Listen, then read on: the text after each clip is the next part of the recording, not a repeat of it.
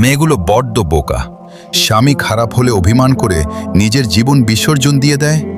বাস্তবতা, এতে তার স্বামী কষ্ট পেয়ে কবরে বসে থাকবে না, আর না সে মাজলুম হয়ে আখিরাতের গন্তব্যে পার হয়ে যাবে, বরঞ্চ সব দিকেই সে নিজে ধ্বংস হয় সন্তানদের ভবিষ্যৎ। স্বামী নামমাত্র কদিনের শোক পালন করে দিব্যি অন্যত্র সংসার করে ফুর্তি করে বেড়াবে।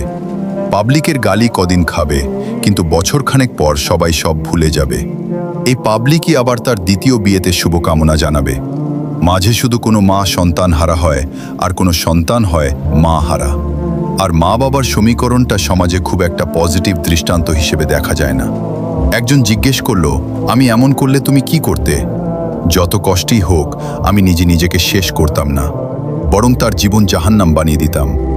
আমার সংসার জ্বালিয়ে অন্য জায়গায় সুখে থাকবে, সেটা হবে না। সংসার নাশা না হোক, জীবনভর অশান্তির ঝড় যেন বয়ে যায় সেটা নিশ্চিত করতাম। অনেকে বলবে এরকম বলা যায়, কিন্তু তোমার সাথে ঘটলে বুঝতে নিজেকে ঠিক রাখা যায় না। আসলে জীবনে অনেক কিছুই ঘটে যা আমরা সবাইকে বলি না। স্বামীর দেওয়া কষ্টের চেয়ে জাহান্নামের কষ্ট ঢের বেশি।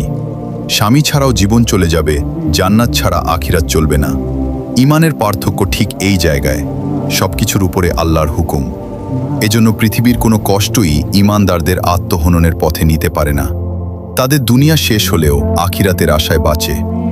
আমি নিশ্চিত আজ পর্যন্ত যত মানুষ আত্মহত্যা করেছে, তাদের শেষ সময়ের কথা শুনতে পারলে তারা নিজেরাও বাঁচার আকুতি করত, মৃত্যুর ভয়াবহতার কথা বর্ণনা করত।